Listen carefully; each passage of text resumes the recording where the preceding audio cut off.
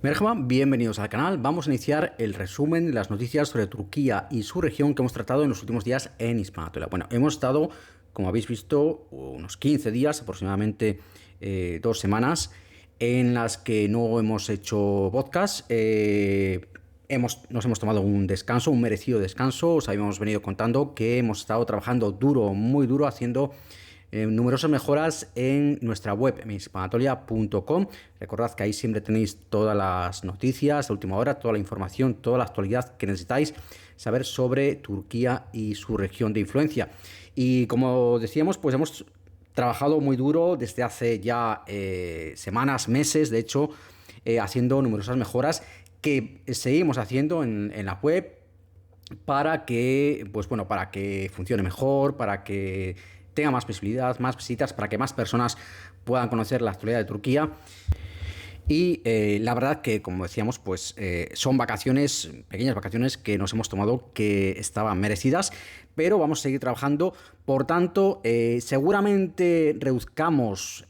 aunque sea temporalmente, no lo sabemos, seguramente reduzcamos la frecuencia del podcast porque son muchas las tareas, es mucho trabajo que tenemos todavía pendiente de hacer en la web, aparte de que, por supuesto, vamos informándonos sobre la actualidad, vamos luego publicando noticias para poder contaros toda esa actualidad. Y seguramente vayamos reduzcamos por lo menos temporalmente la frecuencia del podcast, pues quizás haciéndolo 2-3 días a la semana, quizás pues para compensar un poco también hagamos más frecuentemente podcast los fines de semana. En fin, veremos cómo lo hacemos, pero que sepáis que aunque después de este descanso volvemos a retomar el podcast, seguramente tengamos que reducirlo por las razones que hemos explicado y que es algo que va al fin y al cabo a redundar también en los que estáis escuchando este podcast, que supongo que en muchos casos también iréis a visitar nuestra web. También estamos trabajando en llevar a cabo otro tipo de mejoras, en quizás ampliar un poco las opciones para la gente que nos visitáis, tanto en la web como a través de nuestros distintos canales de YouTube. En fin, eso lo iremos viendo y os lo iremos anunciando. Vamos ya con la actualidad, con un resumen de las principales noticias que hemos tenido en los últimos días sobre Turquía. Bueno, importante noticia que se producía hace solo unos días, pues de hecho prácticamente domingo, lunes, se saltaba esta noticia hace 2-3 días, y es que el Fenerbahce, como ya de hecho hemos venido tratando en este podcast y en hispanatolia.com, el Fenerbahce de hecho está ya buscando recambio para Mourinho. Recordemos que Mourinho llegó aproximadamente hace un año al equipo. En principio firmó un contrato por 2 años y llegó pues en medio de una expectación enorme. En su día, cuando lo tratamos en hispanatolia.com, en nuestra web, la verdad que fue un recibimiento apoteósico. Tenéis además ahí en Hispanatolia, tenéis ahí la noticia, varias noticias sobre el recibimiento de Mourinho, vídeos, en fin. La verdad que fue un recibimiento de auténtica estrella, miles y miles de hinchas de Fenerbahce llenando su estadio, y Mourinho, pues por supuesto prometiendo que iba a traer los mejores títulos, que iba a hacer al Fenerbahce no solo campeón de liga, sino bueno, que soñaba incluso con Europa. Todo se ha quedado en humo. Es que al final todo se ha quedado en humo. Y al final, como nos temíamos ya algunos, por lo menos en Hispanatolia, pues todo se quedó en muchas palabras y poco humo, porque al fin y al cabo, desgraciadamente, muchas veces Mourinho pues es así, es un entrenador que tiene su carácter y que muchas veces ese carácter le pierde. Y la verdad es que durante este año que ha estado en Turquía, desde que llegó en junio del año pasado, desde que le recibieron en Estambul, pues la verdad que ha sido más conocido en Turquía, o ha generado por lo menos titulares más interesantes, que han traído a más gente por sus polémicas, que por realmente el juego que estaba desplegando el Fenerbahce, o porque hubiese mejorado especialmente el Fenerbahce. De hecho, muchas críticas han ido en sentido contrario, sobre todo de la afición del Fenerbahce. Críticas en el sentido de que el equipo pues no estaba jugando como debiera y que realmente, pues bueno, es que de hecho ha tenido derrotas auténticamente estrepitosas contra algunos de sus principales contra algunos de sus principales rivales. A una derrota incluso contra un colista. O sea, realmente derrotas muy humillantes las que ha tenido el Fenerbahce, incluso en las últimas las semanas previas a que el Galatasaray se proclamase campeón de liga, como sabéis.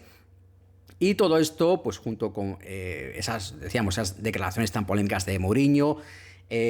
continuas críticas al fútbol turco, críticas también a los hinchas incluso a los propios hinchas del Fenerbahce. Recordemos que además tuvo un conato de agresión, que al final no quedó claro si había sido agresión, si no, pero bueno, en el derbi contra el Galatasaray, su principal rival, pues el Okan Buruk, el entrenador del Galatasaray, se fue al suelo después de que Mourinho, sin justificación ninguna, le diese un toque, le golpease la cara. No está claro si le golpeó la cara con fuerza, si simplemente la agarró, pero ahí hubo un conato de agresión, por lo menos. Okan Buruk, el técnico del Besiktas, se fue al suelo y esa polémica quedó ahí. Como decimos, polémica, pero realmente al final lo que se ha quedado para el equipo es un juego que no convence y un equipo que es más conocido por las polémicas que genera su entrenador que por los resultados que cosecha en el terreno de juego, y 0 títulos, es decir, fuera de la Copa de Turquía. Un año más el Galatasaray se proclama, y van 3 ya, campeón de liga. El Fenerbahce hace más de una década que no consigue un título de liga, y todo esto pues obviamente ha molestado mucho, y molestado es una palabra amable, a directiva y afición del equipo, que como decimos pues ya estaría buscando un sustituto. En principio, ¿qué se está barajando en la prensa turca? Pues bueno, según contábamos en hispanatoria.com, parece que la directiva del Fenerbahce, presidida por el empresario turco Ali Koç, que también está en la cuerda floja ahora mismo, y por tanto se juega mucho con esta decisión de qué entrenador traer, si seguir con Mourinho, si traer otro. Pues parece ser que tendría claro que quiere otro entrenador, y eso que la salida de Mourinho le va a costar al equipo, pues no precisamente barata. Se habla de que la indemnización que tendría que pagar el Fenerbahce por rescindir un año antes de lo previsto el contrato con Mourinho rondaría los 15 millones de euros, es decir, una cantidad bastante respetable. Pero la directiva, como decimos, la directiva de los Canarios Amarillos del Fenerbahce está ahora mismo un poco contra las cuerdas. Tenemos ahí a su expresidente, Ali Yildirim, que es uno de los principales rivales, el principal rival de Ali Koç y del actual presidente del equipo, y que, Yildirim es su principal rival y está presionando porque quiere destronar, como le destronó en su día Ali Koç, quiere destronar Yildirim a Ali Koç de la presidencia del Fenerbahce. Por lo tanto, decimos, se juega muchísimo la directiva en la próxima temporada. Ahora mismo lo que está planteándose el equipo, lo que está planteándose la directiva, más concretamente presidida por Ali Koç, es: queremos un entrenador nuevo, fuera Mourinho. ¿Y qué perfil de entrenador buscamos? Pues parece ser que están buscando un entrenador turco. Están buscando a alguien que sea de Turquía. ¿Por qué? Porque, y esto no es algo que, digamos, hayan dado solo cuenta en el Fenerbahce, sino que, un poco es una verdad relativamente absoluta, relativamente cierta, por lo menos, que los entrenadores que llegan extranjeros por lo menos a la primera división de la Liga Turca, pues no suelen cosechar grandes éxitos. Se hablaba un poco de que la excepción sería pues el propio Zico, que en su día le dio al Fenerbahce un título de liga, pero fuera de él, la verdad es que normalmente los entrenadores extranjeros no suelen conocer bien el fútbol turco, ni siquiera la primera división del fútbol turco, por razones obvias, porque no es una de las ligas más cotizadas, que más se sigan, y eso se nota. Y de hecho, muchas veces los entrenadores que llegan de fuera traen con jugadores que ellos conocen, pero que realmente no acaban de encajar tampoco en los equipos en Turquía. Por lo tanto, la directiva del Fenerbahce tiene claro: Mourinho fuera, si hace falta pagamos los 15 millones, y entrenador turco. ¿Y qué técnico sería ahora mismo el que tiene más papeletas, el que se está barajando ahora mismo más en el Fenerbahce? Pues os va a sorprender la decisión, sobre todo si habéis seguido el equipo hasta ahora, porque se habla ni más ni menos que de Ismail Kartal. ¿Y quién es Ismail Kartal? Pues Ismail Kartal es justamente el entrenador que se fue que echaron del Fenerbahce para que llegara Mourinho. Es un entrenador que en su día llegó como entrenador sustituto, como entrenador asistente, y que al final pues se quedó como entrenador, como técnico principal, dio buen resultado. Ismail Kartal se quedó. Ismail Kartal ahora mismo está en Irán, está entrenando, está en la liga iraní, en la liga profesional iraní de fútbol, y está entrenando es el técnico del Persepolis de Irán. No se sabe, por lo menos en el momento de redactar esta noticia, no había noticias de cuál era, al fin y al cabo, la decisión de Ismail Kartal. Bueno, de todas formas, estamos hablando de algo que se rumorea, que no es una declaración oficial, pero que es un rumor a voces, por lo menos en la prensa turca, que Ismail Kartal pudiera tener la oportunidad de volver al equipo, pero no está claro qué decisión podría tomar. Pasó muchos años entrenando al Fenerbahce, pero también es verdad que se fue un poco por la puerta de atrás. Incluso se llegó a rumorear de que no había buena sintonía precisamente con la directiva de Ali Koç. Por tanto, este gesto, esta posible decisión del Fenerbahce ciertamente demostraría que hay cierta desesperación en la directiva del Fenerbahce, porque, bueno, está viendo que no hay resultados, que no acaban de dar como el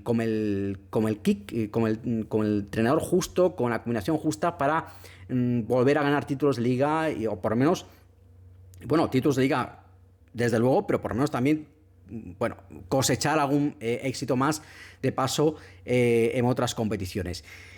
Cierta desesperación, desde luego, a la que se revela con esta decisión, pero lo que contamos y lo hemos contado ya antes de que saliera esta noticia en los últimos compases de la Liga Turca. Mourinho está con pie y medio ya fuera de la Liga Turca. Otra noticia que hemos tratado bastante ampliamente en hispanatoria.com en los últimos días ha sido el abordaje, la interceptación en aguas internacionales del Mazlin, ese barco, ese yate, ese velero que pues como una docena de activistas había partido desde Sicilia rumbo a Gaza, un gesto obviamente simbólico, pero bueno, que llevaba habla de unos 1.000 kilos de ayuda humanitaria para los gazatíes. Como decimos, era obviamente un gesto simbólico. 1.000 kilos no iban a acabar con el problema de falta de alimentos, de falta de medicamentos, de suministros básicos que sufre ahora mismo la población palestina de Gaza, pero era un gesto simbólico y pues abordamos el lunes tanto el propio abordaje por parte del ejército israelí de esa embarcación, impulsada, como una iniciativa impulsada por la llamada Coalición de la Flotilla de la Libertad, que fue la misma, recordemos, que impulsó la Flotilla de la Libertad, que en 2010 estaba encabezada por el Mavi Marmara, ese barco que fue abordado por las fuerzas israelíes, que causó ese abordaje una decena de muertos, entre ellas un ciudadano estadounidense, y una ruptura de las relaciones entre Turquía e Israel. Ya en su día, pues comentamos en hispanatoria.com que Turquía, por ese abordaje del Mavi Mármara, estuvo a punto de declarar la guerra a Israel por aquella matanza que fue lo que fue, aquella muerte de 10 activistas en el abordaje del Mavi Mármara, activistas que estaban completamente desarmados, y se vio en los vídeos. Y pues años más tarde Hillary Clinton llegó a en una especie de confesión en sus memorias, llegó a decir que efectivamente en Turquía quiso declarar la guerra a Israel por ese incidente tan gravísimo. En su día muchos lo creímos así, que Turquía iba a declarar la guerra a Israel por aquel incidente tan grave del Mavi Mármara, y Hillary Clinton años más tarde, como decimos, pues llegó a contar que ella misma tuvo que convencer al gobierno turco de que no lo hiciera, pero que Ankara estaba decidida. Bueno, pues obviamente esto que ha ocurrido estos últimos días no es de aquella gravedad, pero también es verdad que los activistas del Mazlin, entre los que recordemos estaba la famosa activista climática Greta Thunberg, pues estaban también más preparados y pues según contaron ellos mismos, ya un poco tomaron todas las precauciones para evitar cualquier tipo de provocación, cualquier tipo de gesto, de acción que pudiera llevar a los militares israelíes a a agredirles, a dispararles o a justificar cualquier tipo de acción violenta contra ellos. Entonces, ellos, en cuanto detectaron que se aproximaban, pues bueno, parece que fue con drones, luego con barcos, pero en cuanto detectaron que se aproximaban las fuerzas israelíes, recordemos, en aguas internacionales, todavía no estaban en aguas territoriales de Israel ni de Gaza, pues inmediatamente, como habían planeado, se sentaron todos, digamos, en la zona común, con las manos en alto, con chalecos salvavidas puestos por si acaso, pero con las manos en alto, totalmente sin llevar a cabo ningún tipo de gesto agresivo. Se habla incluso, lo contaban ellos, de que llegaron incluso a guardar los cuchillos de la cocina en una especie de caja, digamos, o en cualquier otro lugar, cualquier otro recipiente, y los arrojaron por la borda para que tampoco hubiera ningún tipo de justificación de, uy, es que les atacamos, les agredimos, los disparamos porque, mirad, tenían estas armas porque las iban a utilizar contra los militares. No, o sea, tomaron todo tipo de precauciones. En las últimas horas se ha sabido que ya varios de ellos aceptaron un acuerdo con Israel para que fueran, digamos, expulsados, devueltos a sus países, entre ellos la propia Thunberg, y hubo otros activistas que no han aceptado ese acuerdo y serán juzgados en Israel. Bueno, a raíz de este incidente, como decimos, tratamos también en otra noticia en hispanatolia.com, también comentamos en nuestra web que Turquía emitió un comunicado condenando pues durísimamente este nuevo abordaje, en este caso del Mazlin, de esa embarcación, con dos activistas a bordo, y habló abiertamente Turquía de una clara violación del derecho internacional y de que Israel estaba actuando como un estado terrorista. Emitió un comunicado el Ministerio de Asuntos Exteriores de Turquía, y en ese decía que la intervención de las fuerzas israelíes contra el Mazlin, recordando que llevaba ayuda humanitaria a Gaza y que entre los activistas había un ciudadano turco, había también un español, por cierto, el español que justamente esta mañana ha hecho unas declaraciones a su llegada a España, al aeropuerto, era Sergio Toribio,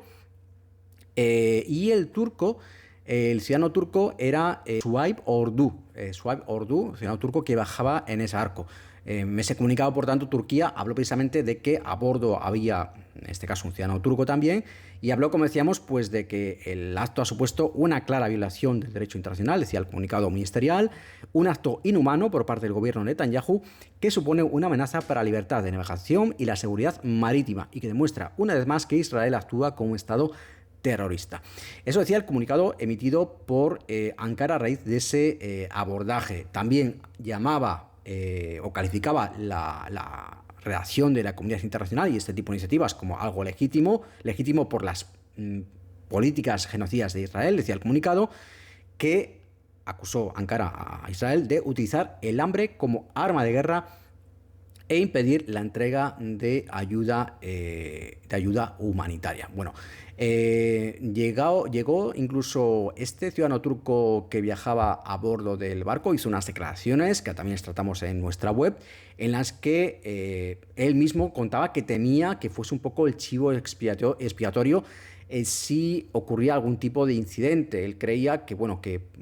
por su nacionalidad, no es la primera vez que en Israel se trata mal a los ciudadanos turcos, no solo durante el incidente del Mavi Mármara, sino también después, en varias ocasiones, y también por su religión, pues le decía que él tenía ese temor, porque había otros activistas que pertenecían a una organización, que tenían una organización detrás, la propia Greta, pues obviamente es una persona famosa que sería difícil que le ocurriese algo en ese abordaje, pero había otras personas, pues como este turco, que decía, yo al fin y al cabo no soy nadie conocido, y él dejó claro, lo publicó a través de redes sociales, que él,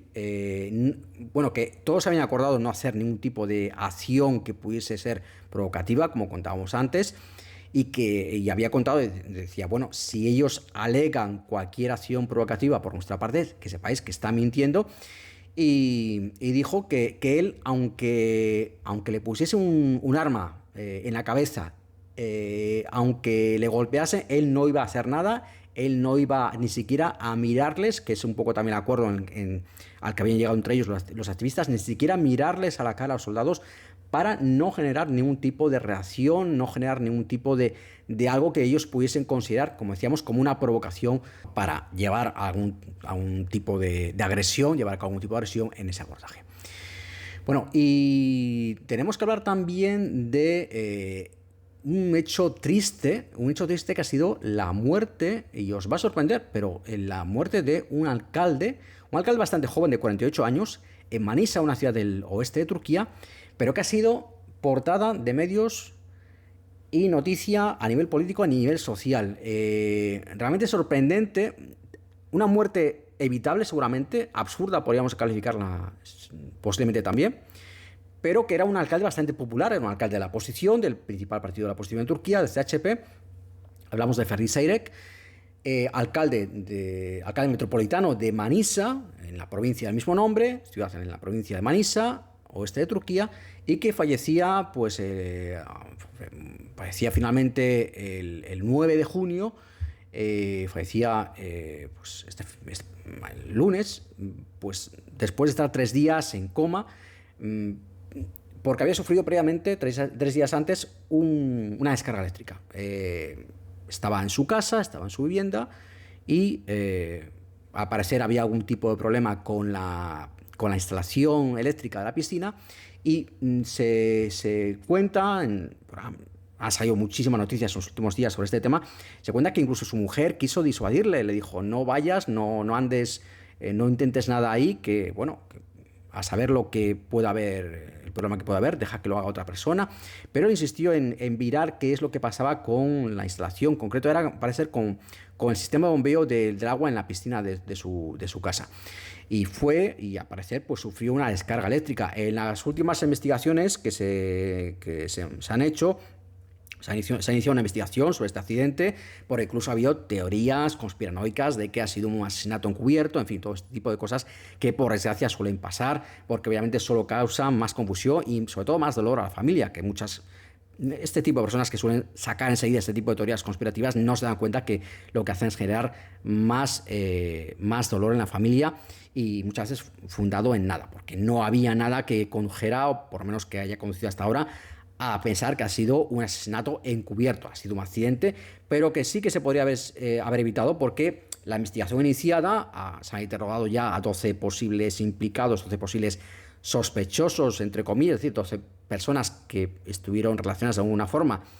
con ese incidente, tanto antes como después. Pues antes en cuanto a la instalación del equipo en esa piscina, y después con el equipo que fue los servicios de emergencia que acudieron al lugar de ese accidente. Bueno, ahora mismo no hay nada que apunta, como decíamos, a un asesinato, ni muchísimo menos, sino que sí que parece ser que había una serie de deficiencias graves, carencias graves de seguridad en esas instalaciones. El alcalde, Seyrek, pues sufrió una descarga eléctrica, incluso parece ser que se cuenta que el lugar donde estaba instalado el equipo de la piscina tampoco cumplía exactamente los estándares de seguridad en cuanto a ubicación y demás. Era un lugar bastante estrecho, entonces luego él, al sufrir la descarga, la descarga parece ser que duró entre 2 y 3 minutos. Él cayó en un hueco entonces luego un hueco entre la escalera y, bueno, en fin, luego fue muy difícil rescatarlo, sacarlo de ahí. Sufrió una parada cardíaca que duró pues unos 70 minutos, tardaron en reanimarle, tardaron en recuperar su pulso, pero obviamente se hablaba ya, incluso después, aunque lo habían reanimado, se decía, bueno, habrá que ver si no ha sufrido, pues efectivamente, lo que estáis pensando, daños cerebrales, porque es mucho tiempo. Pero finalmente, tristemente acabó falleciendo 3 días después, ya en coma inducido en la unidad de cuidados intensivos. Y como decíamos, pues ha sido un auténtico fenómeno a nivel político y social en Turquía en los últimos días, el fallecimiento de este alcalde, muy joven, como decíamos, tenía 3 hijas también bastante jóvenes, y fue un funeral muy, muy emotivo. Tenéis vídeos también en la noticia que hemos publicado en hispanatolia.com sobre este incidente, y sobre este funeral, sobre todo porque pues, fueron miles de personas a las que acudieron, representantes de todos los partidos. Y bueno, también habló el secretario general del CHP, del principal partido de la oposición, al que pertenecía este alcalde, y estaba roto. Osgur Özel estaba absolutamente roto, diciendo bueno, que le faltaba la mitad de su alma, poco menos, que diciendo esto, y realmente pues se le veía muy, muy afectado, realmente luchando por no llorar a lágrima partida, vamos. Por supuesto, pues también estaban en ese digamos, funeral público, al que luego siguió un funeral ya más privado, pero también estaba la madre del fallecido y su viuda y sus 3 hijas. Su viuda, Nurjan Seyrek, que, bueno, contaba también la pobre mujer destrozada, que ellos estaban juntos desde que ella tenía 16 años, él tenía ahora 48, es decir, habían estado toda la vida juntos, pero que él siempre le había dicho,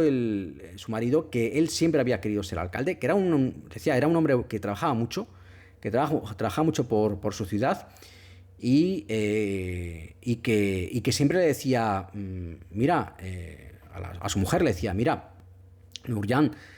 tú tienes que mantenerte firme porque tenemos 3 hijas, tenemos que luchar por ellas. Y ya en el funeral decía, yo voy a mantenerme firme y voy a ser una madre y un padre para ellas. En fin, momentos muy emotivos los que se han vivido en ese funeral. Y al margen del propio alcalde, que realmente era una persona muy popular, una persona, digamos, bastante afable, bastante cercana a la gente, sus hijas, bueno, son sus hijas, podríais decir, pero bueno, lo cuentan también estos días, que era una persona muy, muy cercana, que se preocupaba mucho, no solo por sus paisanos, por la gente de su ciudad, era un fan también del equipo local, del Manisaspor, una persona muy querida, incluso ya decíamos, por personas de todo signo político. Pero aparte, lo que ha puesto un poco en el candelero esta triste muerte es que era evitable, es decir, y que se está viendo que hubo muchas cosas que simplemente que se hicieron, y eso que era una persona, pues bueno, relativamente bastante acomodada. En fin, tenía una buena casa, el alcalde de la ciudad, y sin embargo, pues hubo muchísimas deficiencias de seguridad, como contábamos, se está viendo en lo que es la instalación de la piscina de su casa, que fue lo que llevó a su muerte. Con lo cual, imaginaros lo que no pasará en otras instalaciones, en otras casas, en otras viviendas, en otras situaciones. Todo esto un poco también es lo que está generando también esta polémica, no solo por la muerte de una persona que era querida, sino por el hecho de que se está viendo, hombre, esto se podía haber evitado, y una mujer no tendría por qué haberse quedado viuda, y 3 hijas no tendrían por qué haberse quedado huérfanas de padre. Bueno, más brevemente, para no alargar mucho este episodio del podcast, hablar también de esa noticia que hemos tenido hoy mismo,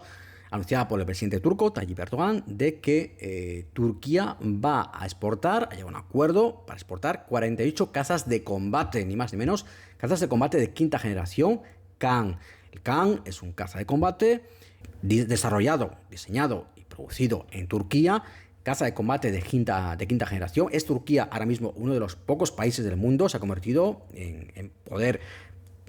producir, fabricar y diseñar sus propios cazas de combate. Este Kaan, pues, de hecho, se presentó ya en 2019 como prototipo, lo tratamos en su día en hispanatoria.com, este caza de combate Kaan. Y luego fue en 2023 cuando ya se presentó en público, y en 2024 se hizo su primer vuelo inaugural. Bueno, está previsto de todas formas que no se comience a producir en serie hasta 2028. Hay ya varios prototipos funcionando, en fin, que están plenamente operativos, pero la producción en serie parece ser que no va a comenzar hasta el año 2028. Pero es importante que se haya alcanzado este acuerdo con Indonesia, que ahora mismo también está modernizando bastante sus fuerzas armadas, su ejército. E Indonesia, como decimos, pues ha llegado a ese acuerdo por el cual va a comprar esos 48 cazas de combate Kaan a Turquía para el ejército indonesio, que se va a entregar a lo largo de un plazo de 10 años, según explicó el propio Tayyip Erdogan, el propio presidente turco, que hizo un comunicado a través de la red social X. Pues en ese acuerdo parece que habría algún tipo de colaboración con la industria, con las capacidades locales de Indonesia, quizás con la industria local indonesia. No sabemos si será algún tipo de producción conjunta o cómo se desarrollará, pero sí que es cierto que Turquía ya había dicho previamente que estaba dispuesta, estaba abierta a desarrollar, a que otros países amigos, países aliados, se uniesen al proyecto para el desarrollo de ese caza de combate de quinta generación. Que es cierto que se empezó a desarrollar para sustituir toda la flota de cazas de combate F-16, fabricación estadounidense, que ahora mismo forma parte, es el grueso de las fuerzas aéreas de Turquía. La inmensa mayoría de los cazas de combate, digamos, para lo que es propiamente combate, no para misiones de escolta, entrenamiento, pues son desarrolladas por cazas F-16, pero que incluso tras las últimas actualizaciones que han sido finalmente aprobadas por Estados Unidos, pues son cazas ya obviamente que están llegando al final de su vida útil y que están ya un poco desfasados, sobre todo porque, están ya entrando fuerte los cazas de quinta, incluso ya de sexta generación, se está hablando a pocos años vista, pero en fin.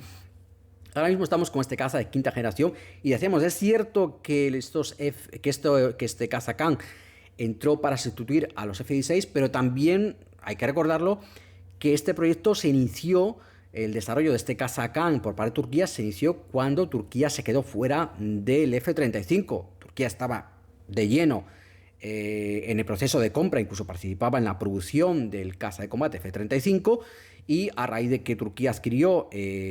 los sistemas de defensa rusos S-400 en medio del conflicto con Siria, en medio de los ataques desde Siria, la amenaza del Daesh, la amenaza del IPG desde Siria, en fin, Turquía pidió inicialmente los Patriot,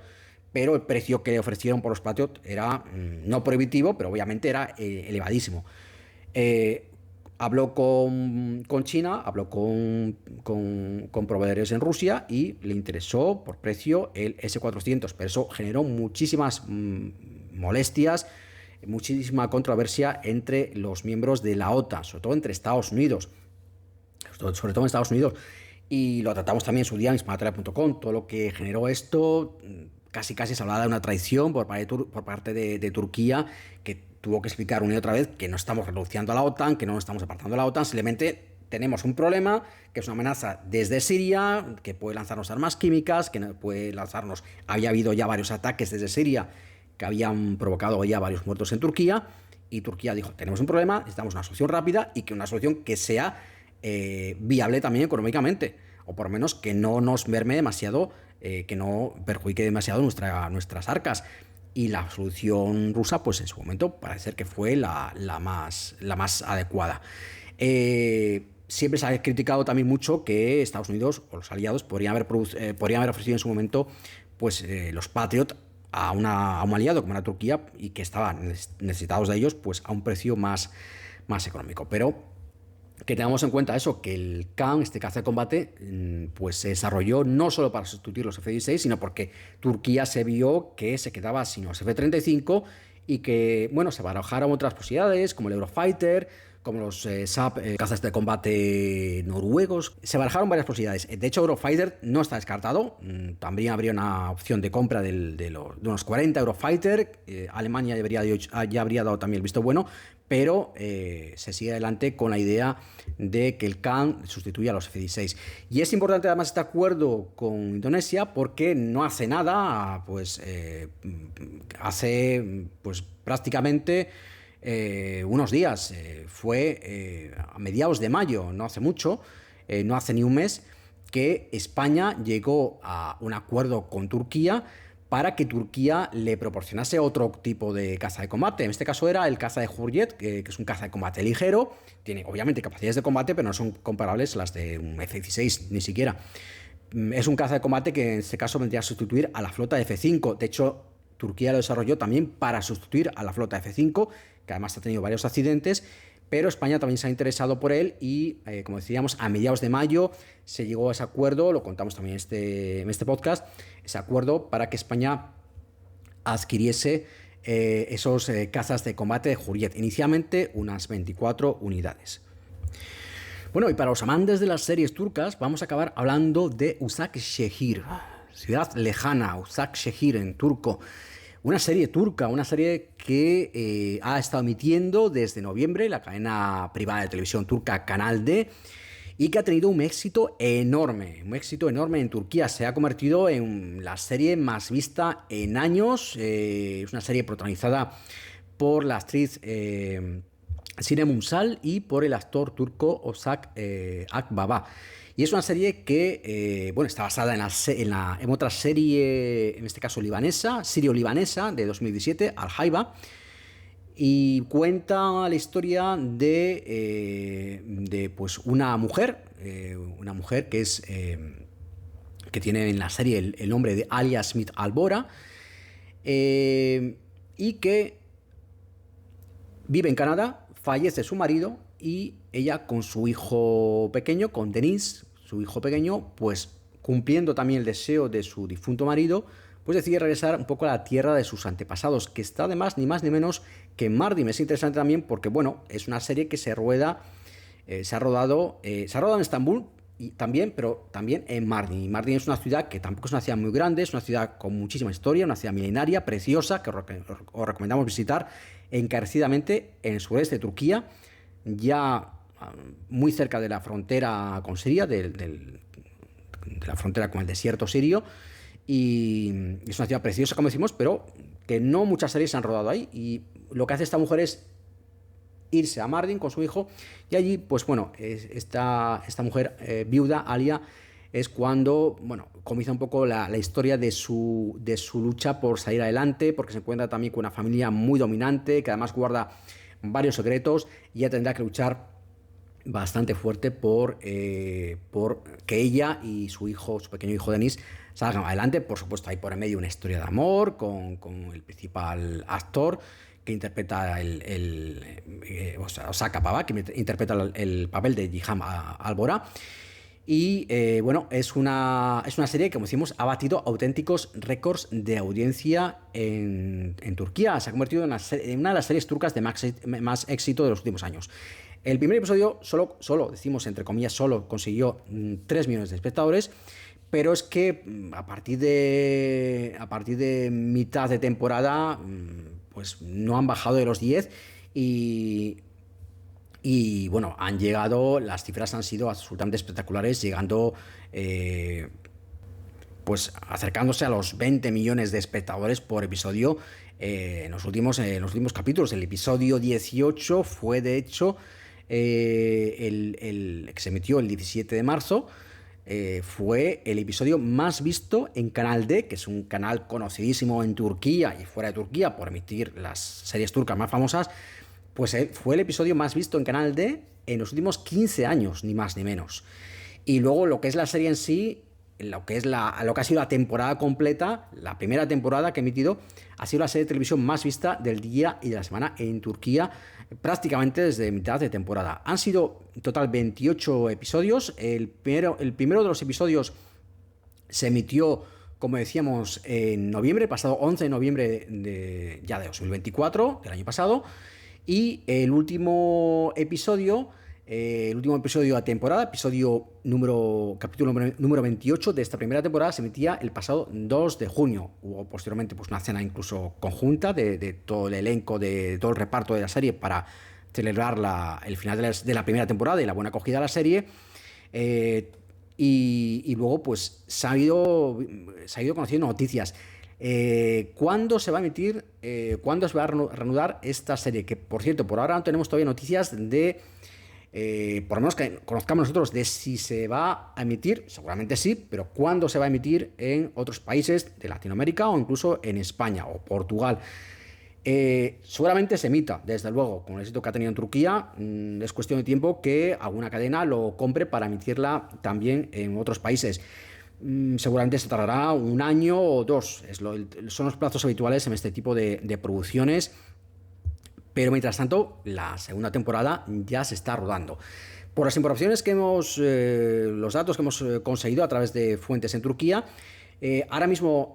todo el elenco de actores se ha tomado unas merecidas vacaciones que durarán junio y julio seguramente. Y ya en agosto se comenzaría a rodar de nuevo en la segunda temporada. Sería ya el capítulo 29 en la segunda temporada. El capítulo 28 terminó con un final ahí un poco en el aire, pero también muy, muy emotivo, muy emocionante. Y la serie se comenzaría a rodar a partir de agosto la segunda temporada, capítulo ya 29, y ese primer capítulo de la segunda temporada, capítulo 29, se emitiría a partir del 15 de septiembre. Se ha estado emitiendo un nuevo episodio cada martes. Bueno, tenéis toda la información en español y varios vídeos y un montón de información, de datos súper interesantes si os gustan las series turcas, en la noticia que hemos publicado, como siempre, en nuestra web, en hispanotoria.com. Y hasta aquí este resumen. Recordad que tenéis, como siempre, más información en nuestra web, en hispanotoria.com, y también en nuestros perfiles en la red social X y en Blue Sky. Si te ha gustado este contenido, dale por favor un like y suscríbete para no perderte los próximos episodios.